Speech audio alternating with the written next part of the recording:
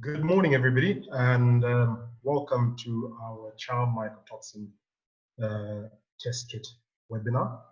My name is Chisala, and I'll be taking you through this presentation, at the end of which my colleague Michael will also join us. I just have 2 points on housekeeping, the first of which is that all your video and audio as participants will be muted for the duration of the webinar. Additionally, you are more than welcome to ask any questions during the course of the webinar using the chat facility, which is present in Zoom. And we will then answer all these questions at the end of the presentation.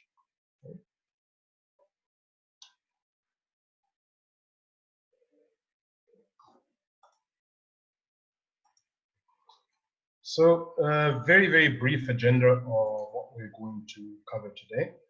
So I'm going to give you a very, very brief introduction, which generally just covers the basics of what mycotoxins are, why they're so significant, and give you a very, very brief overview of the legislation.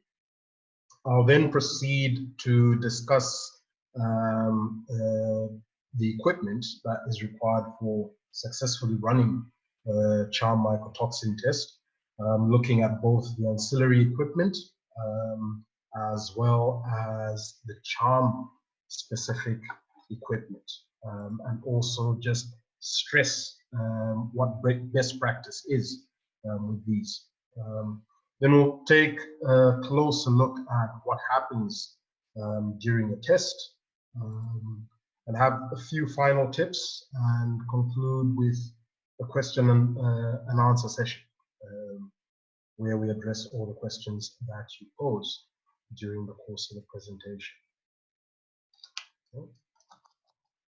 So mycotoxins are naturally occurring toxins which are produced as secondary metabolites by filamentous fungi as a defense mechanism. And these can be produced both in the field as well as during storage, so after the grain has been harvested. It's important to also note that they are particularly toxic to vertebrates. So it's not only human food safety that we look at, we also look at the safety of animals. So to date, we have nearly 400 identified, of which 20 naturally occurring foods and feeds at levels that are significant to be of concern to us as humans, as well as to the health and well-being of livestock. Currently, we have 6 that are legislated for maximum residue levels in the EU, of which 5 are of major concern in cereals.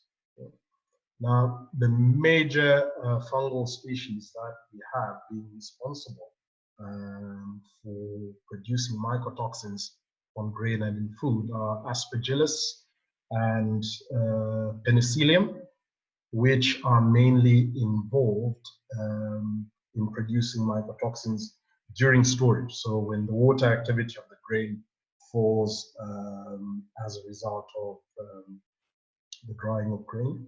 And you also have Fusarium, which mainly proliferate in the field and produce toxins while the grain is, while the plant is still growing. Okay. So on this slide, I have shown the 6 major mycotoxins that I mentioned earlier on. And the most important thing that I just need to point out in this slide is when we look at mycotoxins, they are fairly small molecules with complex structures that are very, very structurally diverse. So this is one of the reasons why, when we look at rapid tests, it more often than not is very, very difficult for us to achieve a test where we're able to look at all the major mycotoxins on a single test. So because of the differences in structure, you have different solubilities, and that all of that has an influence on the type of technology that you're able to implement in a rapid test. So why are they so significant? Well, food waste is a major global issue at present and has been for a substantial amount of time. So it is estimated that 1 billion metric tons of food is lost as a result of mycotoxins. For farmers, there's the yield losses, which are associated with fungal proliferation. So it simply means that your farmers are not able to obtain the maximum amount of money back for the grain that they've invested so much in. There's a reduced crop value. One could argue that, well, I mean, if the mycotoxins levels are too high for human consumption, surely we can downgrade that feed to animal use. But as I had mentioned earlier on, mycotoxins also have a detrimental effect on animal health. Yeah. Reduced animal productivity, yeah, so kind of linked to the third point that I just discussed. Feeding animals with contaminated grain is going to have a detrimental health on a multiple range of issues, from feed refusal to more acute illnesses and death. So there's a huge human health cost involved when you look at all the different effects that mycotoxins have on human health. You know, the cost of addressing those issues is quite high. Another very important issue there is, you know, when you look at the toxicity doses in that mycotoxins have, you require very, very, very small concentrations before you start having a toxic effect. Yeah? So unlike bacterial toxins, so the vast majority of the time when people are talking about food safety, it's mainly looking at bacterial proliferation in food. But unlike a lot of bacterial toxins, or even bacteria when they're growing within food, where you're able to subject your food to various technologies, most notably heat treatment, to eliminate the food safety hazard. With mycotoxins, there is very little that can be done in terms of taking them out of the food or trying to mitigate their effects. So it's food that is definitely lost.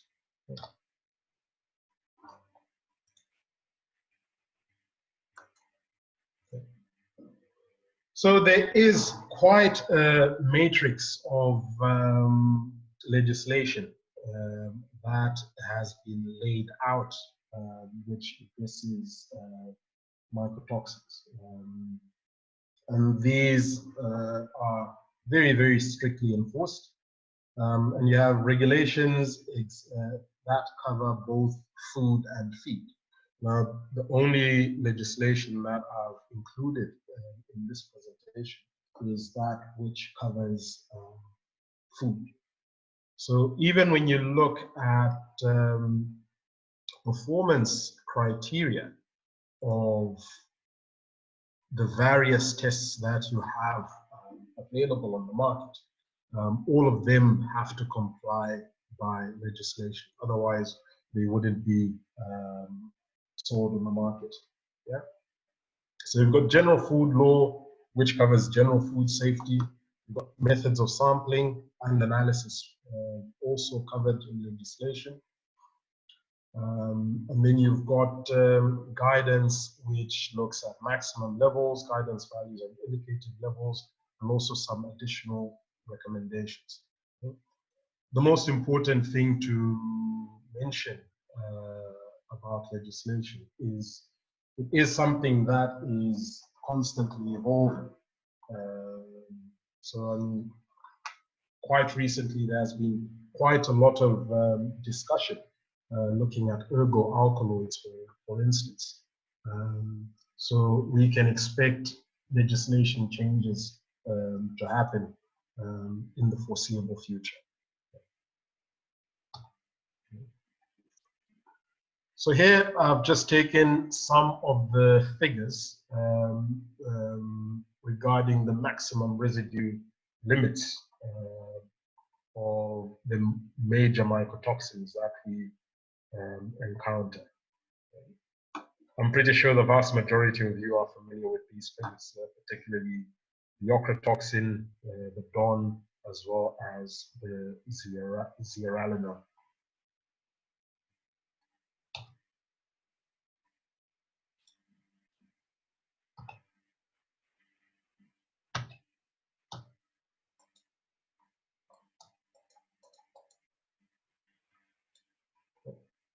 So looking at equipment overview,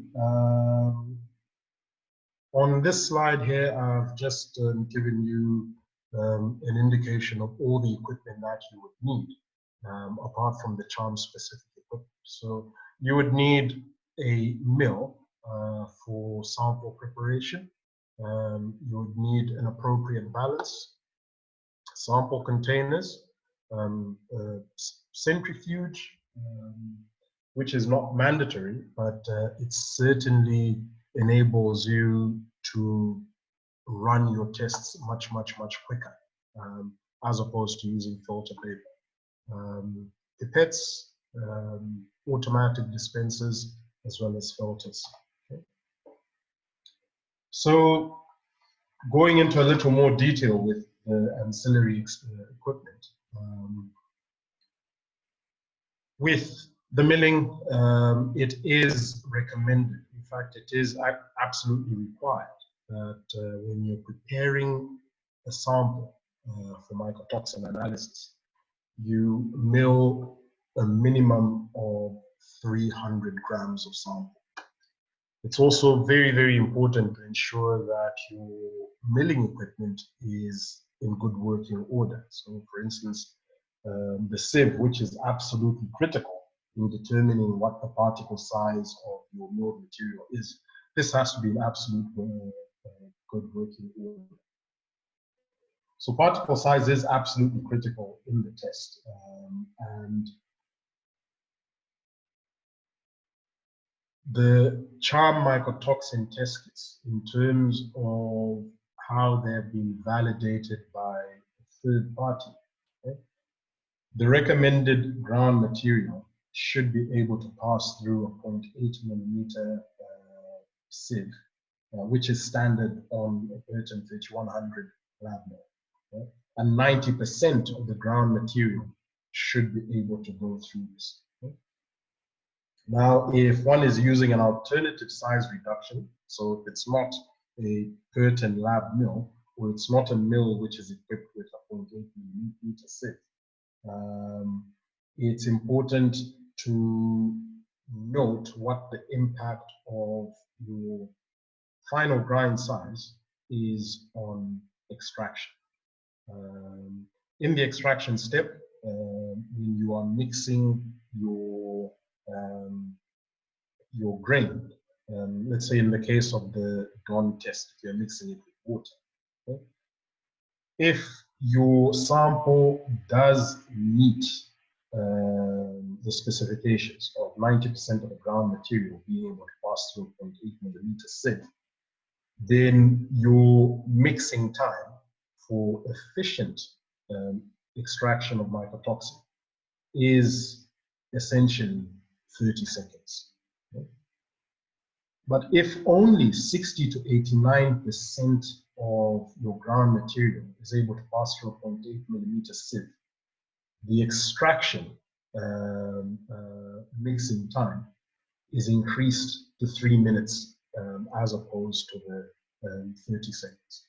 So it is absolutely critical that you ensure your sample is adequately prepared. Okay? Now, in terms of operation of the Purton mill, it's good practice to allow the mill to run for an additional 30 seconds after the grain has passed through. This is to ensure that the grinding chamber is completely emptied of a sample. If it's not completely emptied, then you are going to be cross-contaminating for every subsequent sample that you run through the mill. Okay? It's also good practice to purge the mill with a small sample of the amount of sample to be tested, just to ensure that you've been able to drive out all of the previous material that has been milled. Following grinding, it's good practice to thoroughly mix your grain for effective sampling, because following your grinding, the lighter material tends to settle at the top as it comes through the cyclone. Okay? So if all of that lighter material isn't properly incorporated into the grain, you're going to have an unrepresentative sample, which actually contains more bran than it does contain endosperm, because the bran is less dense. Okay? So thorough cleaning of the mill chamber and the cyclone should be done at least once a day. And the dust bag, that also needs to be regularly cleaned, at least once a week during particularly busy periods. It's important to note that the dust bag should not be washed under any circumstances. Good practice is to simply pull it off and bang it against a wall outside just to get all the dust out. With your sampling containers, it's good to ensure proper cleaning after use, also to prevent cross-contamination. Your sample container should be large enough to ensure effective mixing. So, I mean, if you pour your flour or your ground material into your sample extraction cup and you pour in your extraction liquid, whether it's water or your 60% ethanol, and that comes all the way up to the brim, you're not going to achieve as effective mixing and extraction as to when you have a bit of a gap left at the top. Okay? So on mixing, it's also important. What we have seen is the substitution of hand shaking with various mixing devices or shakers. What is absolutely vital is if you're replacing your normal hand shaking with a device, you need to validate that particular mixing device. And you need to ensure that that mixing device is actually replicating vigorous hand shaking. So, you know, for instance, one of these orbital shakers is not going to be able to replicate hand shaking. During the mixing, it's very, very important to observe the recommended mixing time, which again is also linked to your particle size that you have. Yeah. So the more coarse material you have, the longer your mixing period is going to be. Yeah. If you're using the Purton 3100 mil or anything that is able to give you 90% of the ground material passing through a 0.8 millimeter sieve, then you know that you will be, you can use the recommended minimum times for mixing. So centrifuges, good practice there is just to ensure that your centrifuge is always balanced. Ensure that your supernatant or liquid that you're going to use for subsequent testing is free of particles. The little centrifuge tubes that we supply or that you can obtain are single use, so those should not be reused. For the filters, especially for those that are looking at analyzing bran and wheat flour using the ZIA Fast 5 tests, okay? It's important to ensure that you're using the right filter. Okay? All filters are also for single use only. It's important that you load your sample into your syringe before you attach the filter. Okay? So the white regenerated cellulose filter, this should only be used for wheat and flour when you're using the Fast 5 zearalenone test and for the T2H-T2 test. Whereas your yellow cellulose acetate glass fiber combined filter, this should only be used when you are testing bran on the ZIA Fast 5 test.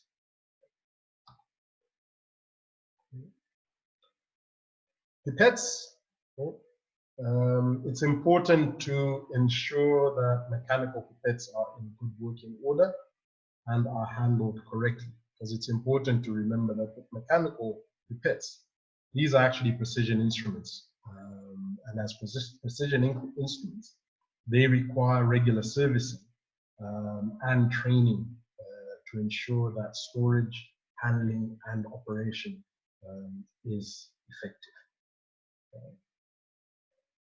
With the disposable polypipettes, it's also very important to ensure that all users are adequately trained for the effective handling and use.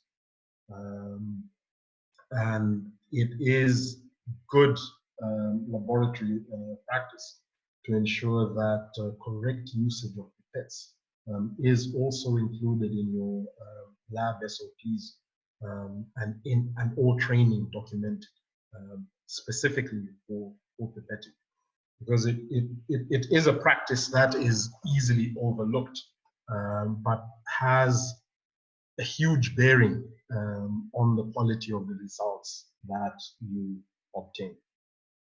Another important thing to mention when you are using mechanical pipettes is to ensure that the accuracy of your pipettes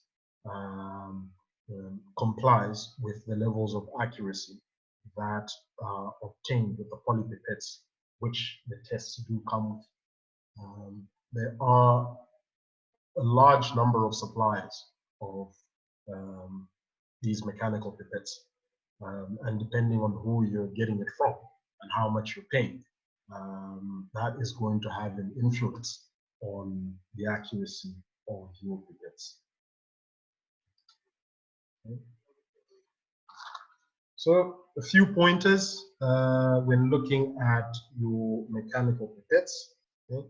So good practice, again, like I say, ensuring that all users have been adequately trained to use a pipette correctly is important. So, observing standard procedures such as pre-wetting of the pipette tip is really important, especially when you're looking at pipetting very, very small volumes.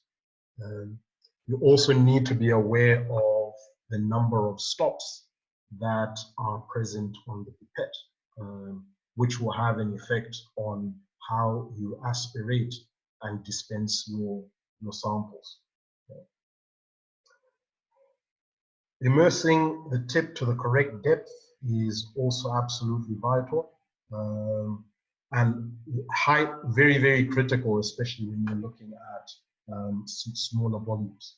So it's important to ensure that when you insert your pipette tip, into your sample. Okay?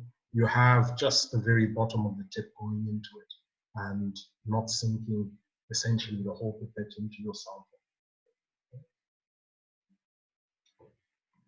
So in terms of handling your mechanical pipettes, you always ensure that your pipette is being handled and is meeting the sample that you are drawing into the pipette at a 90-degree angle. So it should be completely vertical when you're aspirating, and it should be kept upright right up until the point that you are ready to dispense. It's very important for you to inspect your pipette tip to ensure that you've got the right amount of volume. So when you see tiny little air pockets at the end of the tip, you know that you do not have the right amount. And this has huge implications on the test. When we look at the whole principle of the ROSA test, you'll be able to see just how big a bearing having the incorrect volume in your pipette is going to have on how you run the test. Yeah? With mechanical pipettes, as wonderful as they are, you know, when it comes to dispensing your sample into the Charm test strip, you know, if you were to follow all the guidelines that are there on the correct use of mechanical pipettes, they are certainly not the best option to use when you are dispensing a sample onto the test strip.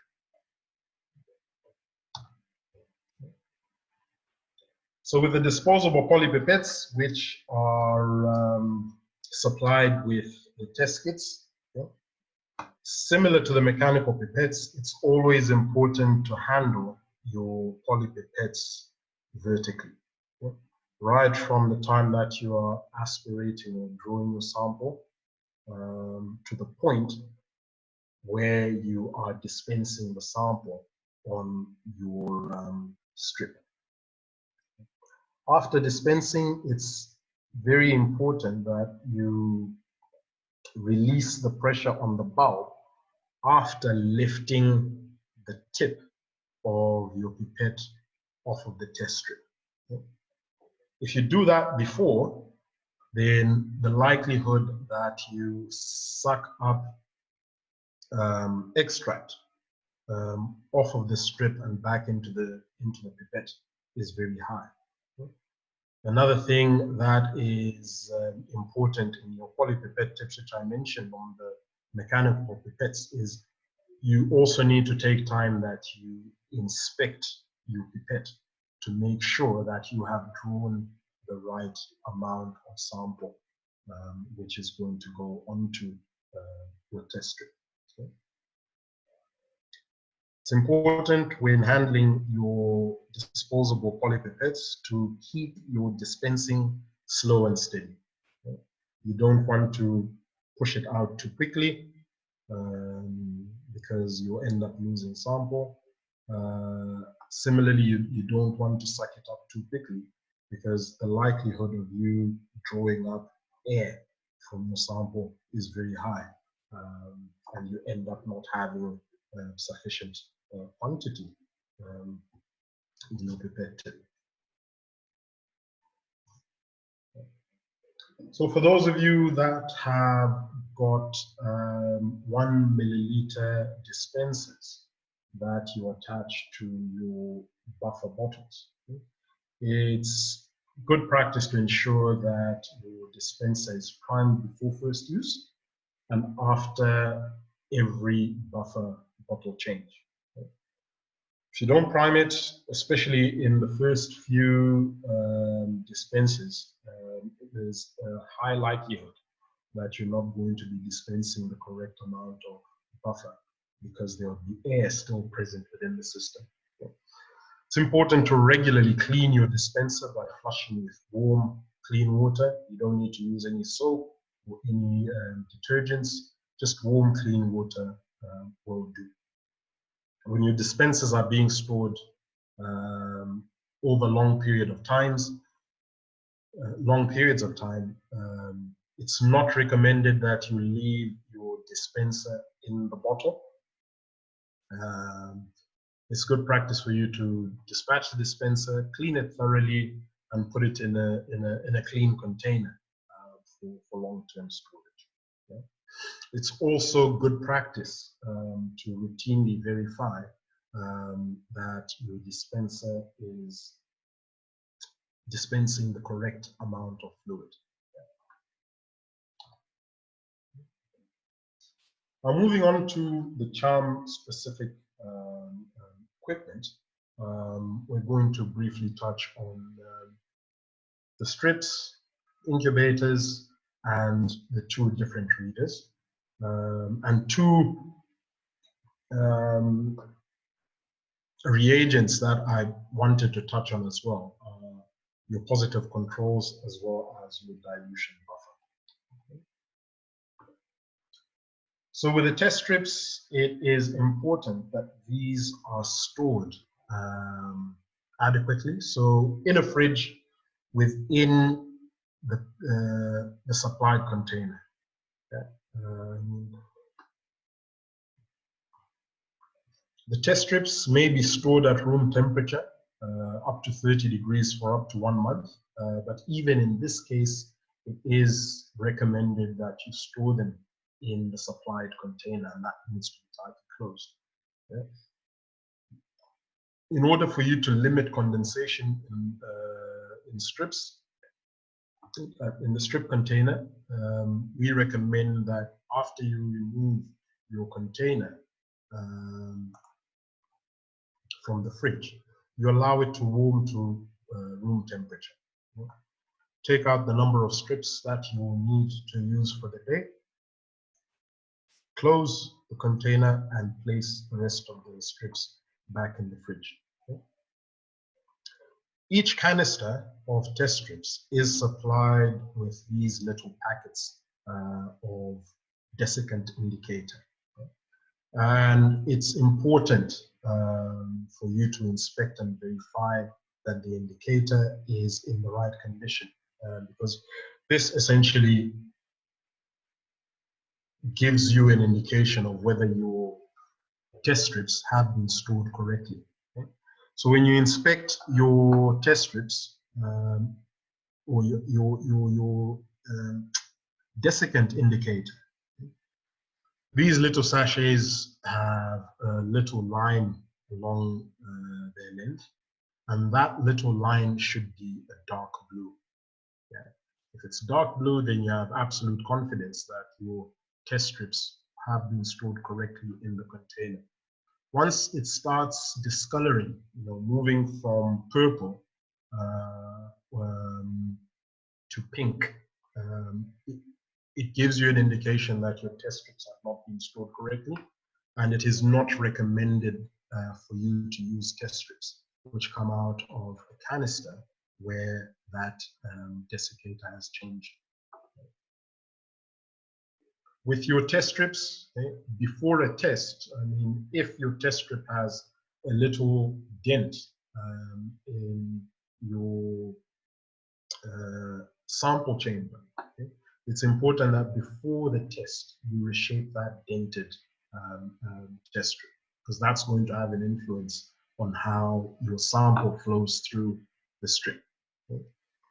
It's important to ensure that your test strip is free of any debris, especially along this area here, yeah? Because that is going to have an influence on how the reader interprets the result. Yeah? So you can simply wipe your test strip clean to ensure that you don't have any debris there. And it's not recommended to use test strips beyond the expiry date.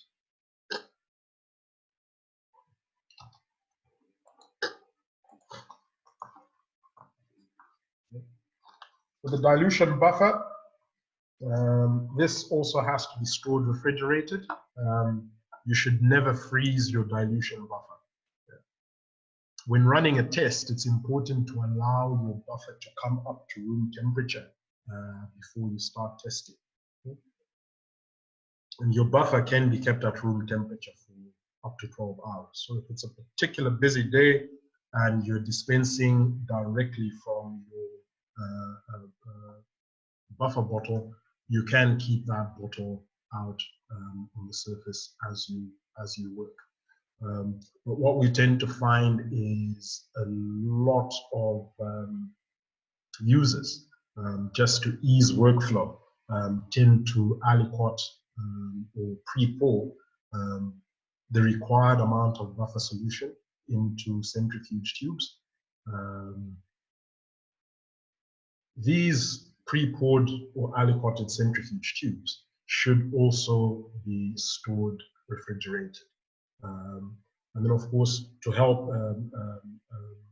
ease workflow, it becomes much easier for you to bring a 1 milliliter amount of buffer to room temperature than it is to bring a whole bottle to room temperature. Yeah.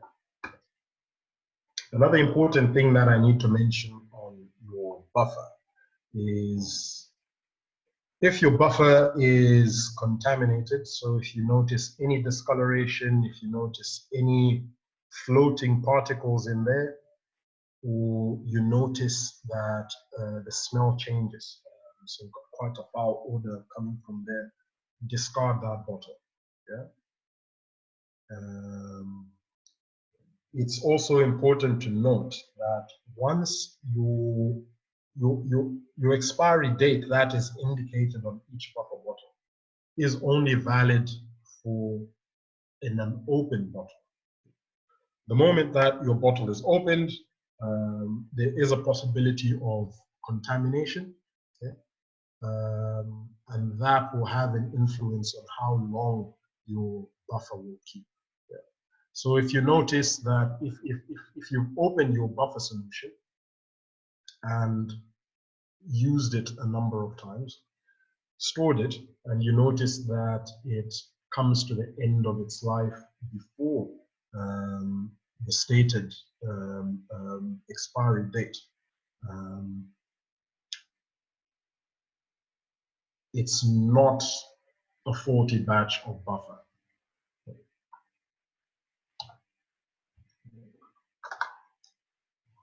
So each container of test strips also comes with a positive control. These positive controls should also be stored in a refrigerator. Once your positive control has been reconstituted according to the given instructions, it can be stored in the fridge for up to a week. Okay.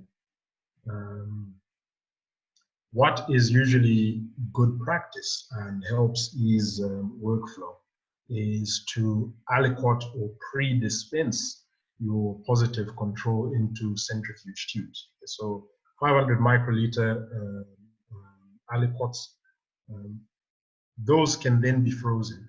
And once you've frozen your positive control, this needs to be stored, sorry, that shouldn't be 15, but that should be below minus 15, so in the freezer. So you extend your the life of your positive control by a substantial amount by freezing.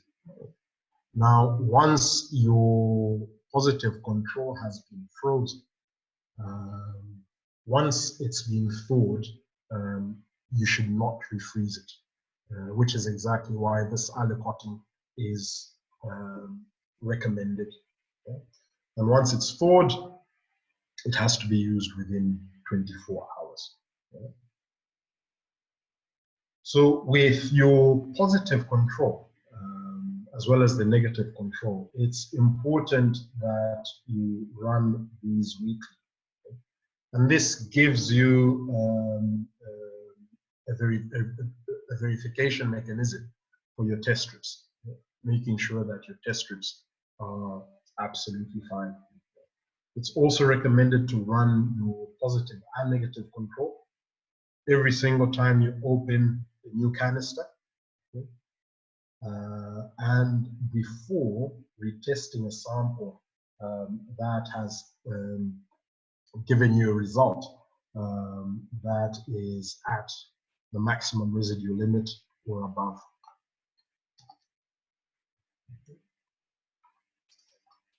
So with the incubators, it's recommended that you use the temperature indicator strip in the middle of your incubator to ensure, to confirm that the incubator is ready for a test. And there is also an option for you to either purchase one of these probe thermometers from us, or it's something that can be ordered off of Amazon. And these can be used to verify the operating temperature of your incubator. Yeah. There are these 3 ports at the back of the incubator, and you can insert them into any of those 2 small ports on either side of the larger one.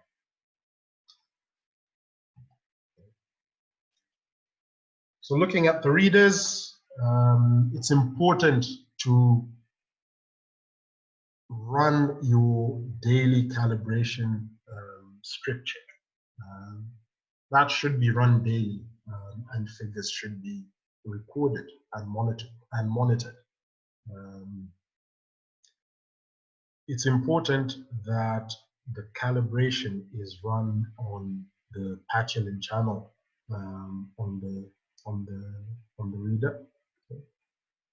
You should only use a calibration strip that matches with the reader serial number. Now, if your calibration strip is damaged or lost, there are replacement calibration strips that can be supplied, but then these have to be set up according to the particular instrument. Your calibration strip should always be stored in its container when it's not in use. That prevents any damage, either physical or by light, causing any fading or darkening of the colors on the calibration strip. Make sure your calibration strips always free of dirt or any debris before inserting them into the reader. And in terms of cleaning them, all you need to do is clean them with a lint-free cloth, which can be dampened with some water if you've got some sticky grime on your calibration strip. For the EasyM reader, similar to the old ROSA, verifying operating temperature daily using a probe thermometer. Sorry, not similar to the reader, but similar to the incubator. Because, for those of you who have not come across the EasyM reader, this essentially combines your reader and incubator into one instrument. So if you're verifying the performance of your incubator, there's a little slot just at the bottom of your strip compartment where you can insert the same type of probe thermometer to ensure that your instrument is running at the correct temperature. Okay. Similar to the ROSA reader, it's important to run your daily calibration strips in performance monitoring function. And it's also good practice to record these figures on the charts that we recommend. But of course, your EasyM reader also has the benefit of being able to store these calibration readings as well. Similar to the ROSA M, you can only use a calibration strip which matches the serial number of your instrument. Always store your calibration strips in their containers and ensure that they're free of dirt or debris before inserting them into the reader. Okay. So looking a little closely at the ROSA test principle, and if we go back and we look at a lot of the points that we had emphasized during pipetting, the consequences of incorrect pipetting may become a little more apparent when we look at how the test strip functions. Okay. So when we look at the anatomy of the strip, you've got 5 major components here. The sample well, into which you dispense your sample. There is a sample pad in there, which is essentially a sponge, which has a huge influence on moving your sample up the strip at the correct speed. Okay. You've got a conjugate pad where you've got all your antibodies sitting. You've got your capillary bed along which your sample flows, and you've got your stripes. So sitting on the conjugate pad, you've got antibodies which are conjugated to colloidal gold labels. The antibody is specific to a particular mycotoxin. So even if you have 3 different mycotoxins all present within one sample, your test-specific strip is only going to be able to identify one mycotoxin without any interference from the other 2. Okay, so your antibodies are specific to a particular mycotoxin. Okay. So when the sample is applied in the sample compartment, it's wicked up on by the sample pad and then brought up to the conjugate pad, okay, where your antibody is then going to be able to interact with the mycotoxin of interest. As the test progresses up, okay, any excess antibody which is not bound to mycotoxin is able to bind on your first and second line, okay, your T1 and your T2. Okay. Because your antibody is free of mycotoxin, and on those strips, you've got receptors which have a similar shape to your mycotoxin. Okay.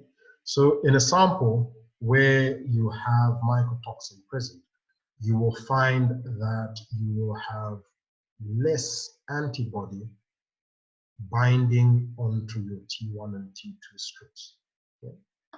Whereas in a sample with no residue, the vast majority of your free antibodies are going to bind to your T1 and T2 strip.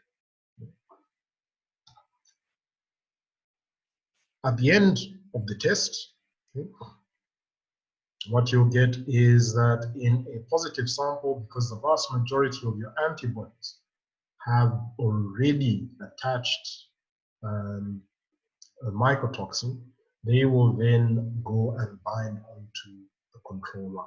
Okay? And when you inspect your strip, which is also good practice to ensure that you've got a valid test, you'll need to see lines present at your T1, your T2, and your control. So in a positive sample, you will find that your control line tends to be darker than your T1 and T2 lines. Whereas in your sample with no residue, where you've got a negative test, the vast majority of your antibodies have bound to the T1 and T2 line, and those will be darker than the control line, where your little excess antibody will be bound. So when we go back and we look at pipetting technique, Okay, now if you do not have a sufficient volume of sample being dispensed onto your test strip, okay, the speed at which your sample is going to flow along the strip, okay, as well as the distance that it flows up the strip is going to be affected. So if you've got too little, you may find that your solvent front on the test does not reach the end of the test.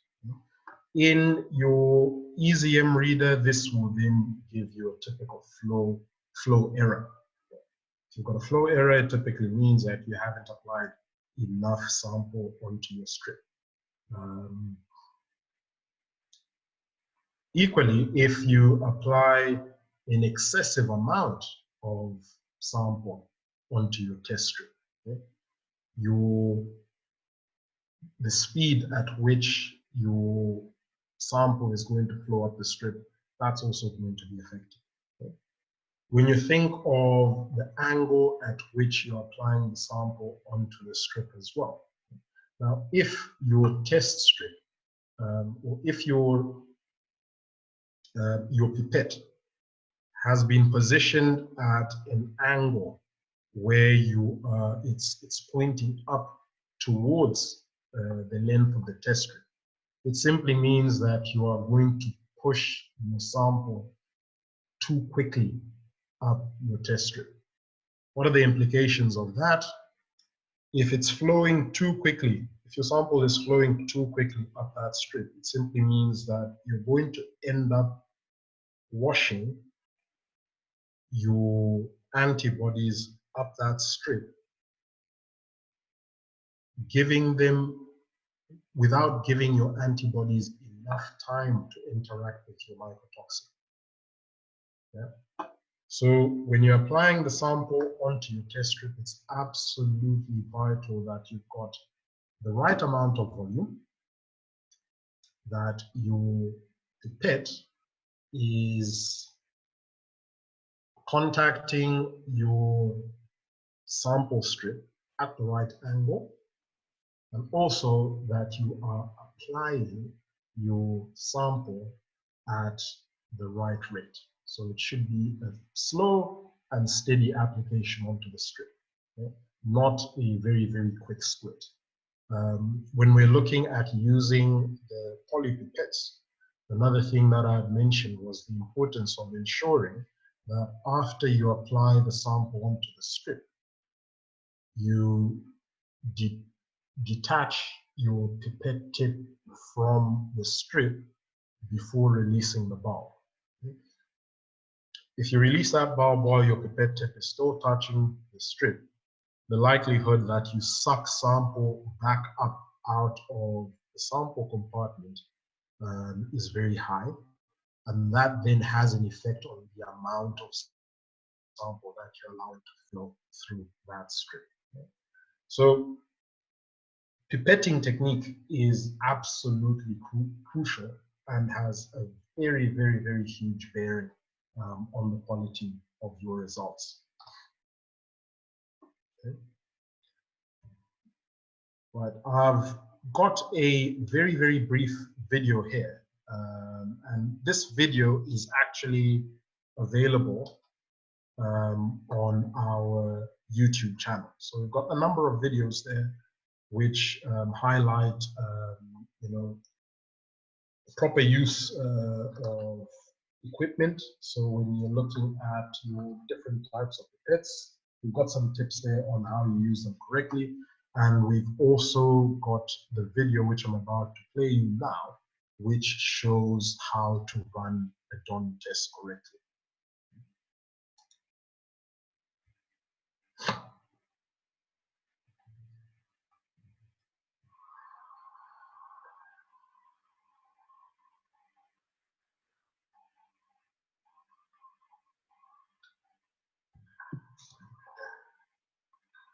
To start with, dispense 1 milliliter of DONQ dilution buffer into a centrifuge tube.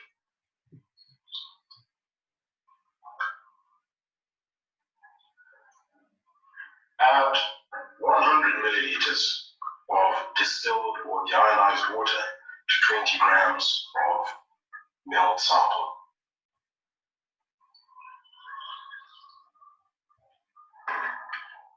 Give your sample a vigorous shake to ensure that your milled sample is thoroughly distributed in the water.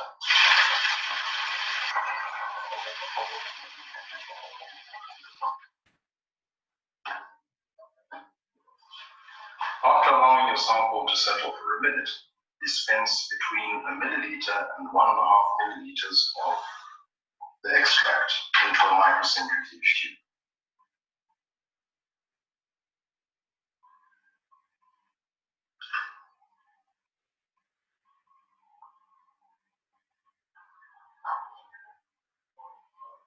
Place your microcentrifuge tube into your centrifuge and allow it to spin for 10 seconds. Dispense 50 microliters of extract into 1 milliliter of buffer solution.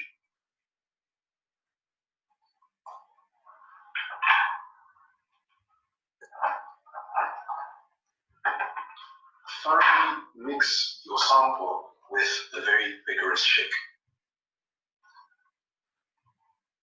Insert your DONQ2 strip into your Charm EasyM reader.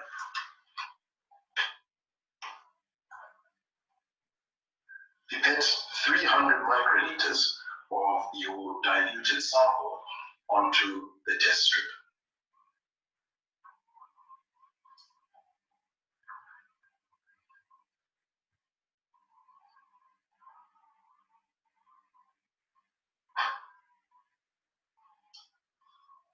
Cover the test strip and close the EasyM cover.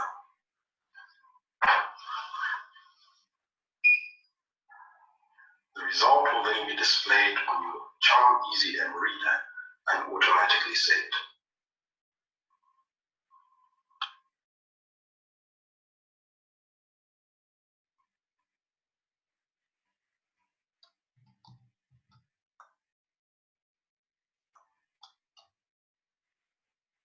Okay. So as I had mentioned, please feel free to visit our YouTube channel and make use of those videos for refresher training as well as for training of new lab staff. Okay. So some some final tips just to conclude. Important to ensure your sample preparation and sampling is done right. Okay, so your lab mill is absolutely critical. So ensuring that that is in good working order is going to give you a little more confidence in your results. Verify the performance of any mixing equipment that you're using. If you're not using vigorous handshaking, and if you are using handshaking, always ensure that you are mixing this for the right amount of time. Be conscious of your pipetting technique. This is critical and has huge implications on the quality of your tests. Yeah. In fact, it's absolutely vital that you spend a bit of time practicing your pipetting technique and also ensuring that any new staff and temporary workers are trained to use pipettes correctly. Yeah. And always verify your the performance of your instruments. So using the calibration strips, your daily check, as well as your test strips, okay, in terms of making use of your positive control and also running a negative control test. Okay.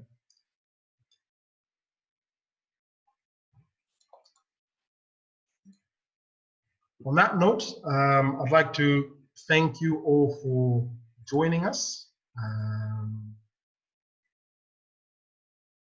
And at this stage, I'm going to hand over control of the presentation to my colleague, Mike, who's been taking note of all your questions.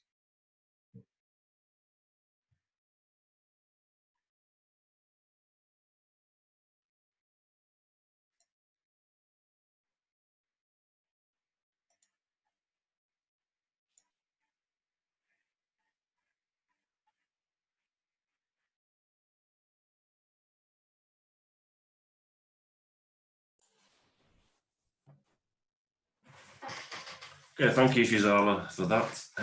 I've been watching the group chat and there are no questions. So now is your chance to ask any questions, if you have any at all. You can either unmute yourself, or probably the best way is put it on the Zoom group chat, ask a question, and then I can give the answer over the video.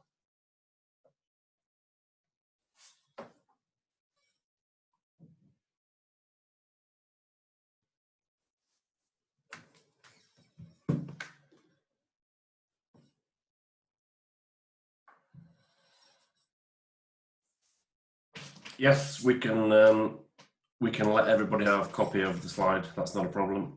Yep.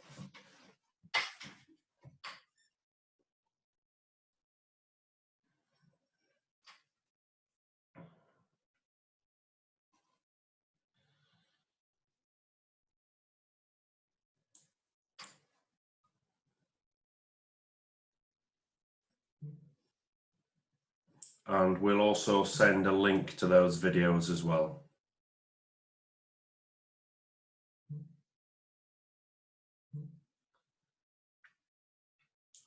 Full presentation with sound. The videos have got sound on them. The presentation, I'll have to double check and see if we recorded the sound. And I've just found out, yes, we have recorded the sound for the presentation. So yes, you'll get the presentation as seen with sound. And we'll send the links via email to all participants.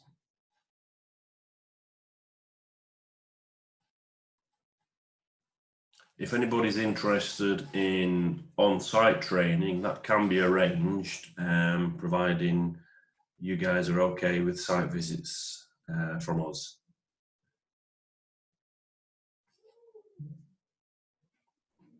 And any questions at all, however silly you may think they sound, get in touch with us. You know, we're here to help. You can either email us or you can ring the office. I'm in the office only a couple of days a week at the moment, but I am fully contactable by people from the office, so I can always give you a call. It's not an issue.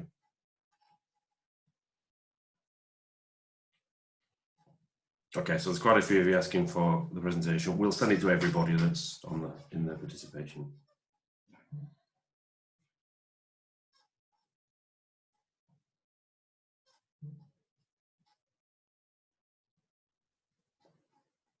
And if anybody's got a group of students that they want training, again, it's not a problem. I don't mind coming out to site. It depends how far away you are, because at the moment there's no hotels open. So yeah, it's got to be within travelling distance of Yorkshire, but I've got no issue in setting off early and coming and helping you guys out.